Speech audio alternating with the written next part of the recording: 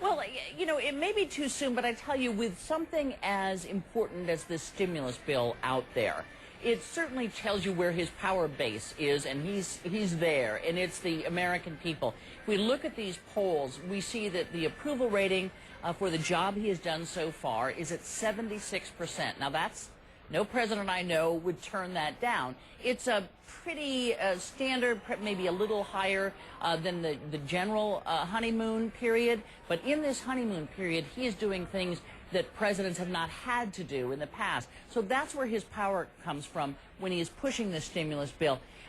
But when we take that power base, at 76% approval rating, it does not translate to the stimulus bill. Only about 54% of Americans, which is still a majority, support that stimulus bill, but that's way down from his approval number.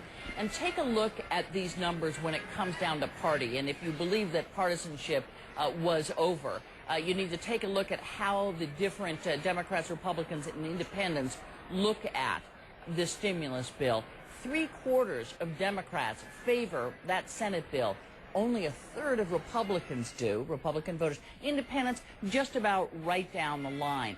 So that gives you an idea about how the approval rating of the president doesn't really translate down to the stimulus package. It's one of the reasons he's out there.